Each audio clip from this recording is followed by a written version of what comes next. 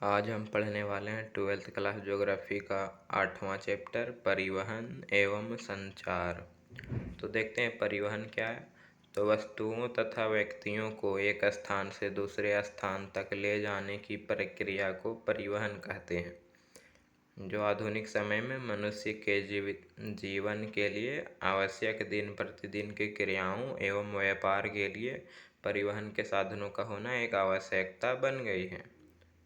यानी कि परिवहन क्या है, तो जब व्यक्तियों या वस्तुओं को एक स्थान से दूसरे स्थान पर ले जाया जाता है तो वह परिवहन कहलाता है। परिवहन जाल देखते हैं तो अनेक स्थान जिन्हें परस्पर मार्गों की श्रेणियों द्वारा जोड़ दिए जाने पर जिस प्रारूप का निर्माण होता है उसे परिवहन जाल कहते हैं। अगला टॉपिक है परिवहन के साधन। तो परिवहन के साधन पहला स्थल होता है जिसमें सड़क, रेलवे, पाइपलाइन होते हैं। दूसरा जल है जिसमें महासागरीय और अंतरस्थलीय होते हैं। तीसरा वायु है जिसमें राष्ट्रीय और अंतर्राष्ट्रीय मार्ग होते हैं। चौथा है पाइपलाइन जिससे खनिज तेल, जल, अवमल, नाली मल का परिवहन किया जाता है। बड़े मालवाहक जिसमें रेल मार्ग, समुद्री पोत, बाजारें, नौकाएं, मोटर, ट्रक, पाइपलाइन आदि हैं। आगे परिवहन के मुख्य साधन भूमि, जल, वायु और पाइपलाइन है। ये अंतर क्षेत्रीय और अंतर क्षेत्रीय परिवहन के लिए उपयोग किए जाते हैं और प्रत्येक यात्रियों और सामान दोनों को वहन करते हैं। पाइपलाइन को छोड़कर कई स्थान जिसे नोड्स कहा जाता है एक पैटर्न बनाने के लिए मार्गों की एक श्रृंखला से जुड़ते हैं जिसे ट्रांसपोर्ट नेटवर्क कहा जाता है। अगला टॉपिक है भूमि या स्थल मार्ग। तो इसमें भूमि और सड़कों और पटरियों पर वस्तुओं और सेवाओं की आवाजाही शामिल होती है। पहले मनुष्य स्वयं जो है सो पालकी के वाहक थे। बाद में खच्चरों, घोड़ों, ऊँटों जैसे जानवरों का उपयोग किया जाने लगा और उत्तरी अमेरिका में कुत्तों और बारहसिंघों का इस्तेमाल किया जाता था परिवहन के लिए। भारत में बैलगाड़ियों का इस्तेमाल गाड़ियाँ खींचने के लिए किया जाता था और 18वीं शताब्दी में भाप इंजन के आविष्कार के बाद क्रांति आई जिसने आंतरिक दहन इंजनों के आविष्कार के साथ रेलवे और रोडवेज की शुरुआत की। आगे भूमि परिवहन के नए साधनों में पाइपलाइन, रेलवे और केबल। रस्सी और केबल आमतौर पर खड़ी पहाड़ी ढलानों और खानों पर पाए जाते हैं जो सड़कों के निर्माण के लिए उपयुक्त नहीं होते हैं। तो स्थल परिवहन जो उसमें सड़क मार्ग शामिल है, रेल मार्ग और पाइपलाइन। तो अब हम लोग देखते हैं सड़कें। तो यह कम दूरी के लिए सबसे अधिक किफ़ायती है और इसकी डोर टू डोर सेवा के कारण माल परिवहन के लिए महत्वपूर्ण होती है। यानी कि एक घर से दूसरे घर तक परिवहन किया जा सकता है। धातुकृत सड़कें सभी मौसम वाली सड़कें होती हैं, जबकि असिंचित सड़कें अपने सरल निर्माण के कारण सभी मौसमों में उपयोग नहीं होती हैं। हालांकि भारी बारिश और बाढ़ दोनों सड़कों को अस्थिर कर देता है। विकसित देशों की तुलना में विकासशील देशों की तुलना में विकसित देशों की जो सड़कें होती है उसकी गुणवत्ता, निर्माण और रखरखाव बेहतर होते हैं क्योंकि इसके लिए भारी खर्च की आवश्यकता होती है। अगला टॉपिक है सड़क का घनत्व। तो दुनिया की कुल मोटर योग्य सड़क की लंबाई केवल लगभग 15 मिलियन किलोमीटर है, जिसमें उत्तरी अमेरिका में अलग से 33% हिस्सा लिया गया है। हालांकि पश्चिमी यूरोप की तुलना में उत्तरी अमेरिका में वाहनों की संख्या के साथ साथ उच्चतम सड़क घनत्व भी दर्ज किया गया है। सड़क घनत्व का अर्थ होता है कि प्रति 100 वर्ग किलोमीटर क्षेत्र में सड़क मार्गों की लंबाई को सड़क घनत्व कहा जाता है और सर्वाधिक सड़क घनत्व उत्तरी अमेरिका महाद्वीप में पाया जाता है। अगला हेडिंग है देशों और उनके सड़क घनत्व, यानी किस देश में कितना सड़क घनत्व है। तो एक साइड कंट्री दिया गया यानी कि देश और दूसरे साइड डेंसिटी यानी कि सड़क घनत्व प्रति 100 वर्ग किलोमीटर एरिया में। तो जापान का 327 घनत्व है और यूके का 162, फ्रांस का 164, श्रीलंका का 151, इंडिया का 105, स्पेन का 68 और USA का 67 है। सो सड़क घनत्व है। अगला टॉपिक है महामार्ग। तो महामार्ग दूरस्थ स्थानों को जोड़ने वाली पक्की सड़कें होती हैं। इनका निर्माण इस प्रकार से किया जाता है कि अबाधित रूप से यातायात का आवागमन हो सके। 80 मीटर चौड़ी सड़कें, ब्रिज, फ्लाईओवर से जुड़ा हुआ होता है महामार्ग। और दूरस्थ स्थान को जोड़ने वाली पक्की सड़कें होती हैं। विकसित देशों में नगरों और पत्तनों से जुड़ा होता है। और अमेरिका में सड़क घनत्व सबसे ज़्यादा पाया जाता है। आगे है ट्रांस कैनेडियन महामार्ग। तो वैंकूवर जो कोलंबिया प्रांत है और सेंट जॉन जो न्यू फाउंडलैंड प्रांत है उसको जोड़ती है। दूसरा है अटलांटिक राजमार्ग जो एडमंटन और टैंकोरेज को जोड़ती है। अगला है पैन अमेरिकन महामार्ग जो उत्तरी अमेरिका, मध्य अमेरिका और दक्षिणी अमेरिका को जोड़ता है।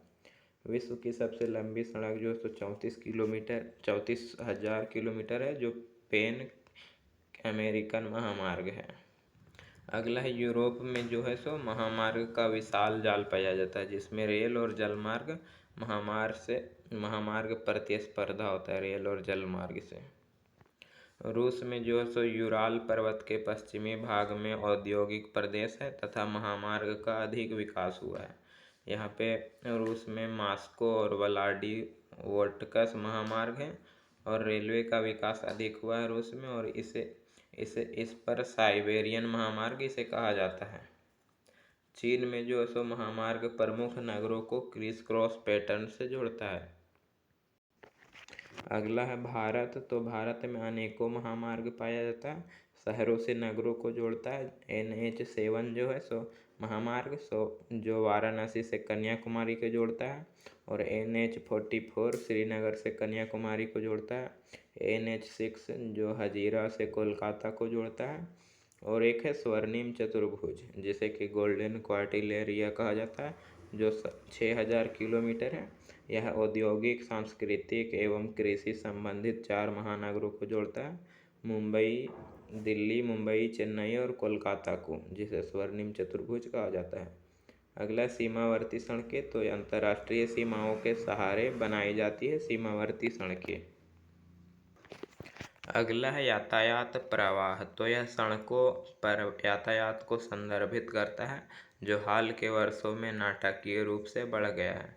चूँकि सड़क नेटवर्क यातायात की मांगों का सामना नहीं कर सकता है इसलिए भीड़ होती जाती है। अगला परिवहन है रेल मार्ग। तो रेल मार्ग जो है सो लंबी दूरी पर भारी सामान और यात्रियों के परिवहन के लिए सबसे उपयुक्त होता है। अत्यधिक औद्योगिक क्षेत्र, शहरीकृत क्षेत्र और खनिज समृद्ध क्षेत्र अयस्कों, अनाज, लकड़ी और मशीनरी के परिवहन के लिए रेलवे से जुड़े होते हैं। सभी महाद्वीपों में सघन नेटवर्क है जबकि यूरोप में रेलवे का घनत्व सबसे अधिक पाया जाता है। अफ्रीका, एशिया और दक्षिण अमेरिका का रेलवे नेटवर्क खनिज समृद्ध और उपजाऊ क्षेत्रों को जोड़ता है और मुख्य रूप से प्राकृतिक संसाधनों का उपयोग करने के लिए विकसित किया गया है। विश्व में 13 लाख किलोमीटर लंबी जो है सो रेल मार्ग है USA, रूस और भारत में। और रेल लाइन की 3 चौड़ाई गेज में मापा जाता है। रेल लाइन की चौड़ाई को गेज में मापा जाता है। तो सबसे बड़ी गेज जो होती है वह 5 मीटर से ज़्यादा चौड़ी पटरी होती है उसे कहा जाता है। मानक गेज जो होता है वह 1.44 मीटर चौड़ाई वाला होता है जो ब्रिटेन में पाया जाता है। और मीटर लाइन जो है सो 1 मीटर चौड़ाई वाला पटरी होता है और छोटी लाइन जो है सो 1 मीटर से कम चौड़ाई वाले पटरी होता है। और रेलवे केंद्र जो विश्व में है सो लंदन, पेरिस, वार्सो जो पोलैंड में है, बर्लिन और मॉस्को में रेलवे केंद्र है। अगर उत्तरी अमेरिका में रेलवे की बात की जाए तो अमेरिका में सर्वाधिक विस्तृत है। उत्तरी अमेरिका में अमेरिका जो है USA वहाँ पे। और कनाडा में रेलवे सरकारी है जो वैंकूवर से हेलिपेंस तक चलता है। और दक्षिण अमेरिका की बात करें तो अर्जेंटीना में जो पंपास क्षेत्र है वहाँ पाया जाता है। और ब्राज़ील के कॉफ़ी उत्पादन क्षेत्र जिसे फेजेंडा कहा जाता है वहाँ पे है। अफ्रीका में जो 40,000 किलोमीटर रेलवे का विस्तार है और इसमें दक्षिण अफ्रीका में 18,000 किलोमीटर का विस्तार है। वेनेजुएला रेलवे जो है सो एंगोला से कटंगा के बीच चलती है। और तंजानिया रेलवे जो है सो जाम्बिया से दार ए सलाम के बीच चलता है। और ऑस्ट्रेलिया में जो है सो पर्थ से सिडनी तक रेलवे चलाया जाता है। एशिया में मुख्यतः जापान, चीन और भारत में रेलवे का महत्वपूर्ण महामार्ग है। और यह चित्र में वियना में ट्यूब रेल का चित्र दिया गया है। अगला टॉपिक है पार महाद्वीपीय रेल मार्ग। तो मुख्यतः 3 रेल मार्ग है पार महाद्वीपीय। पहला है पार साइबेरियन रेल मार्ग, दूसरा है पार कैनेडियन रेल मार्ग, तीसरा है ऑस्ट्रेलियाई पार महाद्वीपीय रेल मार्ग। तो पार महाद्वीपीय रेल मार्ग जो है सो पूरे महाद्वीप में विकसित होता है और छोटे छोटे छोरों को जोड़ता है। यह आर्थिक राजनीतिक कारणों से इसका निर्माण किया जाता है पार महाद्वीपीय रेल मार्ग का। तो पहला है पार साइबेरियन रेल मार्ग। तो यह रूस में है और दुनिया में सबसे लंबा रेलवे है।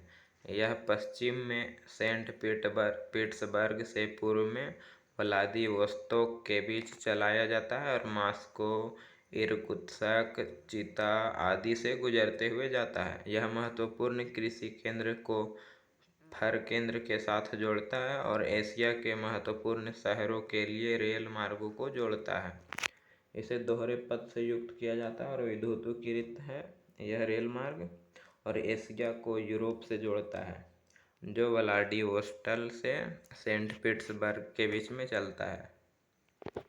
दूसरा है पार कैनेडियन रेल मार्ग। तो यह ट्रांस कैनेडियन रेलवे का निर्माण जो है सो 1886 में हुआ था। यह कनाडा में 1750 किलोमीटर लंबी रेलवे है जो पूर्व में हैलिफैक्स को पश्चिम में वैंकूवर से जोड़ती है। यह प्रेयरीज और शंकुधारी वन क्षेत्र में गेहूं के बेल्ट को जोड़ने वाली औद्योगिक क्षेत्र से होकर गुजरता है, इसलिए इसे कनाडा की आर्थिक धमनी भी कहा माना जाता है। और इस मार्ग पर गेहूं और मांस महत्वपूर्ण निर्यात किए जाते हैं। इसकी जो लंबाई है सो 1751 किलोमीटर कुल लंबाई है। और यह पार कैनेडियन रेल मार्ग जो है सो वैंकूवर से हैलिफैक्स और हैलिफैक्स से मॉन्ट्रियल, मॉन्ट्रियल से ओटावा, ओटावा से विनिपेग और विनिपेग से कैलगरी जाते हुए चलती है। विनिपेग जो है सो विश्व की सबसे बड़ी गेहूं की मंडी है और प्रेयरी प्रदेश की गेहूं और मेखला और मांस निर्यातक करते हैं। तीसरा है ऑस्ट्रेलियाई पार महाद्वीपीय रेल मार्ग। तो यह रेल लाइन जो है सो पश्चिम के पूर्व भाग में पर्थ से पश्चिम तट तक, सिडनी से पूर्वी तट पर कलगुरली टूटी पहाड़ी और बंदरगाह अगस्ता से गुजरती है। और एक अन्य उत्तर दक्षिण रेखा एडिलेड और एलिस स्प्रिंगे को जोड़ती है और बाद में डार्विन बर्डम लिंक से जुड़ने वाली है। तो यह जो मुख्यतः ऑस्ट्रेलियाई पार महाद्वीपीय रेल मार्ग है सो पर्थ से सिडनी में चलती है। अगला टॉपिक है ओरिएंट एक्सप्रेस। तो यह रेखा पेरिस से इस्तांबुल तक स्ट्रासबर्ग, म्यूनिख, वियना, बुडापेस्ट और बेलग्रेड से होकर गुजरती है। इसमें 10 दिन की यात्रा को केवल 4 दिनों तक कम कर दिया गया है, यानी कि पहले 10 दिन का यात्रा था तो 4 दिन कर दिया गया है। इस रेल मार्ग पर पनीर, शराब, बेकन, जई, फल और मशीनरी प्रमुख निर्यातक हैं। अगला टॉपिक है संघ और प्रशांत रेलवे। तो यह rail line Cleveland, Chicago, Omaha, Evans, Ogden और सैक्रामेंटो से गुजरते हुए प्रशांत तट पर अटलांटिक तट पर न्यूयॉर्क को सैन फ्रांसिस्को तक जोड़ती है। इस मार्ग पर सबसे मूल्यवान निर्यात अयस्क जो है सो अनाज, कागज, रसायन और मशीनरी है। अगला टॉपिक है जल परिवहन। तो यह परिवहन का सबसे सस्ता साधन है क्योंकि कोई निर्माण लागत इसमें नहीं लगती है जल परिवहन में, और बहुत कम रखरखाव लागत होती है इसकी। महासागरों को जोड़ने से विभिन्न आकारों के जगहों के साथ अधिक से अधिक नेविगेशन आया है और जल परिवहन को समुद्री मार्गों और अंतर्देशीय जल मार्गों में विभाजित किया जाता है। अगला टॉपिक है जल परिवहन के क्षेत्र। तो पहला होता है समुद्री क्षेत्र, दूसरा होता है अंतर्देशीय जल मार्ग। तो समुद्री क्षेत्र जो समुद्री मार्ग है, तो समुद्र और महासागर बिना किसी रख रखाव लागत के सभी दिशाओं में सुगम राजमार्ग प्रदान करते हैं। और डोमेन यात्री जहाज और कार्गो जहाज विभिन्न नेविगेशन एड्स से सुसज्जित हैं।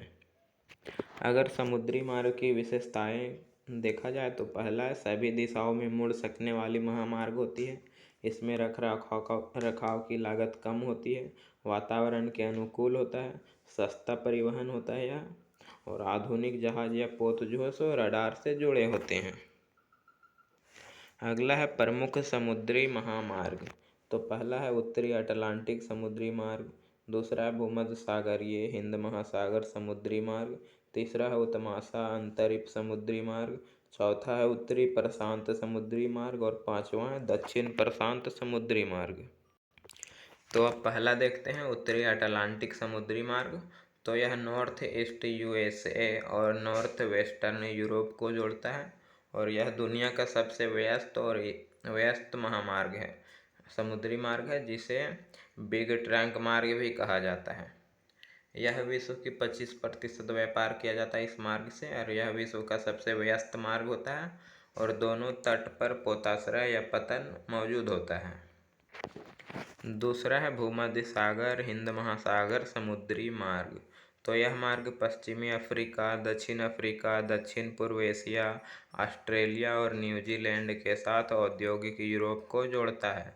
प्राकृतिक संसाधनों जैसे सोना, हीरा, तांबा, टीन, मूंगफली, तेल, ताड़, कॉफ़ी और फलों को इसके माध्यम से ले जाया जाता है और इसे हृदय स्थल कहा जाता है। जो भूमध्य सागर हिंद महासागर समुद्री मार्ग है, इसे हृदय स्थल कहा जाता है और अधिक देशों और लोगों को जोड़ता है यह महामार्ग, जो जल मार्ग है सो। तो महत्वपूर्ण बंदरगाह इसमें कहाँ कहाँ, तो पोर्ट सईद है जो स्वेज नहर के ऊपर बनाया गया है, अदन है और मुंबई है जो भारत में है, और कोलंबो जो श्रीलंका का है। यह महामार्ग मुख्यतः भूमध्य सागर से स्टार्ट होकर स्वेज नहर की तरफ से लाल सागर होते हुए हिंद महासागर तक चलता है। तीसरा है उत्तमाशा अंतरिक्ष समुद्री मार्ग। तो यह मार्ग पश्चिमी यूरोप और पश्चिमी अफ्रीकी देशों को दक्षिण अमेरिका में ब्राज़ील, अर्जेंटीना और उरुग्वे से जोड़ता है। इस महामार्ग पर यातायात कम है क्योंकि इस मार्ग में पड़ने वाले देशों के पास समान उत्पादन और संसाधन हैं, यानी कि सभी के पास संसाधन मौजूद हैं। व्यापारिक मार्ग जो है सो पश्चिमी यूरोप, पश्चिमी अफ्रीका में होता है, जो ब्राज़ील, उरुग्वे, अर्जेंटीना आते हैं। और व्यापार कम कहाँ होता है, व्यापार कम होता है तो एक ही तरह की वस्तुओं का उत्पादन जहाँ होगा वहाँ व्यापार कम होगा, और एक ही तरह का प्राकृतिक संसाधन को उपलब्धता जहाँ पाया जाएगा संसाधन, वहाँ भी व्यापार कम होगा। चौथा है उत्तरी प्रशांत समुद्री मार्ग। तो यह मार्ग उत्तरी अमेरिका के पश्चिमी तट पर स्थित बंदरगाहों को एशिया से जोड़ता है और ये एशियाई पक्ष के Yokohama, Kobe, Shanghai, Hong Kong, Manila और सिंगापुर के साथ Vancouver, Seattle, Portland, San Francisco और अमेरिकी पक्ष से लॉस एंजिल्स है। पांचवा है दक्षिणी प्रशांत समुद्री मार्ग। तो इस मार्ग का उपयोग जो है हांगकांग, फिलीपींस और इंडोनेशिया तक पहुंचने के लिए किया जाता है और यह पनामा नहर के माध्यम से पश्चिमी यूरोप और उत्तरी अमेरिका को ऑस्ट्रेलिया, न्यूजीलैंड और प्रशांत द्वीपों के साथ जोड़ता है। पनामा सिडनी से 12,000 किलोमीटर दूर है और होनोलुलु इस मार्ग पर एक महत्वपूर्ण बंदरगाह है। अगला टॉपिक है तटीय नौ परिवहन। तो जैसे संयुक्त राज्य अमेरिका, चीन और भारत के साथ परिवहन का एक सुविधाजनक तरीका है, इस प्रकार ही शिपिंग भूमि मार्गों पर भीड़ को कम कर सकती है। तो लंबी कोस्टल वाले देशों में यूएसए, चाइना, इंडिया, यूरोप जो है, और यह एक देश की तटीय मार्ग को अन्य देश की तटीय मार्ग से जोड़ता है, जो तटीय नौ परिवहन होते हैं सो। और जो तटीय नौ परिवहन है वह स्थल मार्ग पर परिवहन को कम करने में सहायक होता है और नौ परिवहन जो नहरें हैं वह मानव निर्मित 2 नहरें हैं। पहला स्वेज नहर, दूसरा है पनामा नहर। तो एक को करके देखते हैं हम लोग। तो हम लोग देखते हैं स्वेज नहर। तो इसका निर्माण जो 1869 ईस्वी में किया गया था और यह एक मानव निर्मित नहर है जो भूमध्य सागर और लाल सागर को जोड़ती है। यह 160 किलोमीटर लंबा और बिना किसी तले के 11 से 15 मीटर गहरा है और इसके माध्यम से समुद्र का पानी स्वतंत्र रूप से बहता है और यूरोप और एशिया को यह जोड़ता है, स्वेज नहर। अब स्वेज नहर की विशेषताएं देखते हैं। तो इस नहर का निर्माण 1869 में मिस्र में हुआ था। यह नहर भूमध्य सागर को लाल सागर से जोड़ती है।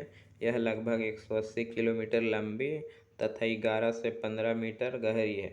इस नहर के द्वारा यूरोप तथा दक्षिणी एशिया व ऑस्ट्रेलिया के मध्य की दूरी को उत्तमाशा अंतरिक्ष मार्ग की तुलना में कम हुई है। इस नहर में प्रतिदिन 100 जलयान आवागमन करते हैं और नील नदी से नौगम्य ताज़ा पानी की नहर भी स्वेज नहर से मिलती है। दूसरा है पनामा नहर। तो यह एक मानव निर्मित नहर है जो अटलांटिक महासागर को प्रशांत महासागर से जोड़ती है। यह 72 किलोमीटर लंबा है और इसमें 12 किलोमीटर की लंबाई के लिए गहरी कटाई शामिल की गई है और इसमें 6 ताले हैं। यह समुद्र के द्वारा 13,000 किलोमीटर न्यूयॉर्क और सैन फ्रांसिस्को के बीच की दूरी को छोटा करता है। इसकी विशेषताएं जो है सो पनामा नहर उत्तरी व दक्षिणी अमेरिका के मध्य 72 किलोमीटर लंबी है। इस नहर के कारण उत्तरी अमेरिका के पूर्व न्यूयॉर्क एवं उत्तरी पश्चिम स्थित सैन फ्रांसिस्को के मध्य जल परिवहन से 13,000 किलोमीटर की दूरी कम हो गई है। इसी तरह पश्चिमी यूरोप एवं संयुक्त राज्य अमेरिका के पश्चिमी तट की दूरी भी कम हो गई है। दक्षिण अमेरिका के पूर्वी एवं पश्चिमी तटों के मध्य आसानी से परिवहन हो पाता है और यह नहर जो है सो दक्षिण अमेरिका के राष्ट्रों के मध्य व्यापार को बढ़ाने में सहायक हुई है। अगला टॉपिक है अंतर्देशीय जलमार्ग या आंतरिक जलमार्ग। तो इसमें नदियाँ, नहरें, झीलें और तटीय क्षेत्र कार्गो और यात्रियों के परिवहन के लिए अंतर्देशीय जलमार्ग होते हैं और अंतर्देशीय जलमार्ग का विकास नाविकता, जल प्रवाह और परिवहन प्रौद्योगिकी पर निर्भर करता है और यह महत्वपूर्ण अंतर्देशीय जलमार्ग हैं जो वस्तुओं का आयात निर्यात नाव, स्टीमर द्वारा करते हैं और भारी वस्तुओं का यातायात जो है जैसे सीमेंट, कोयला, इमारती लकड़ी, अयस्क और खनिज का किया जाता है। और फिर यह प्राचीन काल से ही महत्वपूर्ण रहे हैं और यह जो है सब पर्यावरण के अनुकूल भी रहे और चौड़ी गहरी नदी की उपलब्धता भी होती है। विश्व के प्रमुख वाणिज्यिक मार्ग जो है राइन जलमार्ग, डेन्यूब जलमार्ग, वोल्गा जलमार्ग और मिसिसिपी जलमार्ग हैं और वृहद जिले जो हैं सो सेंट लॉरेंस समुद्री मार्ग होते हैं। तो अब हम देखते हैं राइन जलमार्ग। तो यह जलमार्ग जो है सो स्विट्जरलैंड, जर्मनी, फ्रांस, बेल्जियम और नीदरलैंड के औद्योगिक क्षेत्रों को उत्तरी अटलांटिक समुद्री मार्गों से जोड़ता है। राइन नदी जर्मनी और नीदरलैंड से होकर बहती है। यह एक समृद्ध कोयला क्षेत्र के माध्यम से बहती है।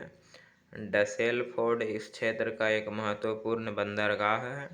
यह जलमार्ग दुनिया का सबसे भारी उपयोग है और इस जलमार्ग से हर साल 20,000 से अधिक समुद्री जहाज और 2,000 अंतर्देशीय जहाज़ें चलते हैं। 700 किलोमीटर यह लंबी यातायात होती है और सहायक नदी इसमें रूर नदी है, राइन नदी का सहायक नदी, और जो बंदरगाह है वह डसेलफोर्ड है। यह जो राइन जलमार्ग है वह जर्मनी, फ्रांस, बेल्जियम, स्विट्जरलैंड और नीदरलैंड होते हुए जाती है।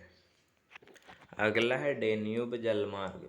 तो जो डेन्यूब जलमार्ग है वह नदी जो ताउमा सेवरिन तक नैगम्य है और ब्लैक फॉरेस्ट में उभरती है।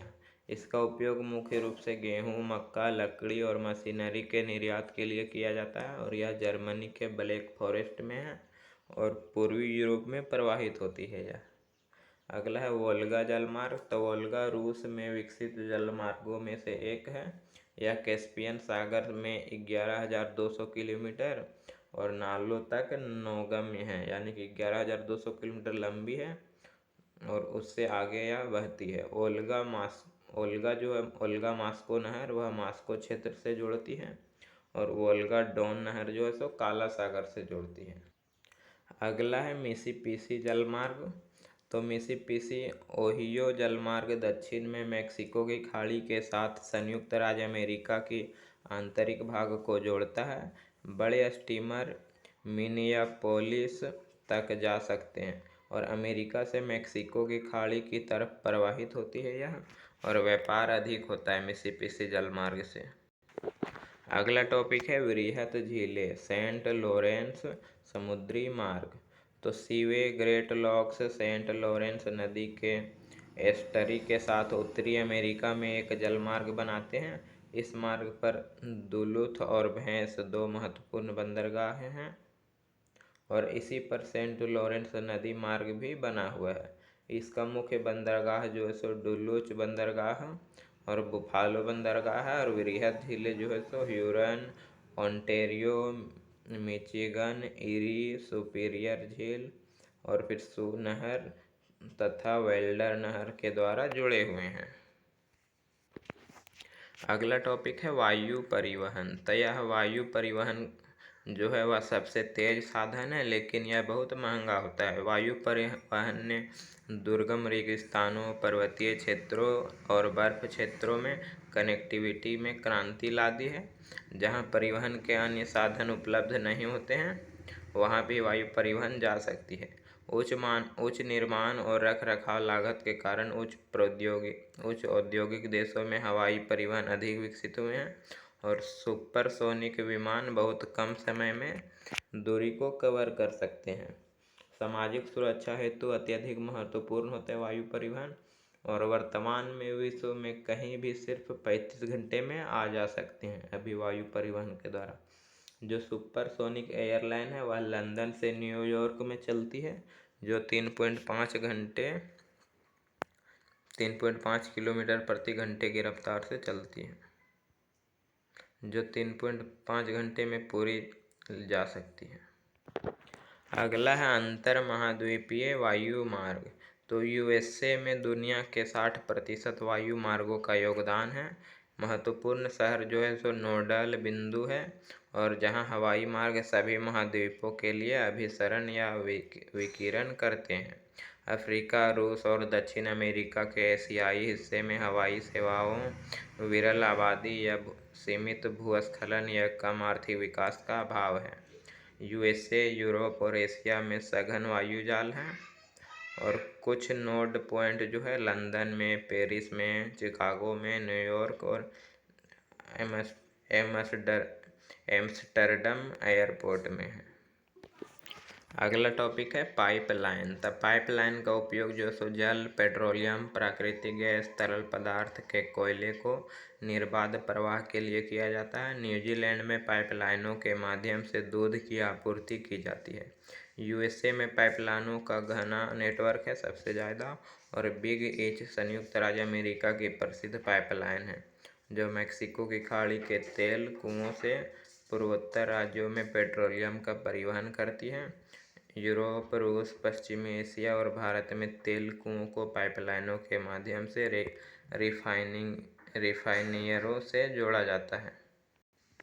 आगे तरल पदार्थों और गैस हेतु उपयुक्त होता है पाइपलाइन, और यह तीव्रतम होता है और उच्च प्रबंधन की आवश्यकता होती है पाइपलाइन में।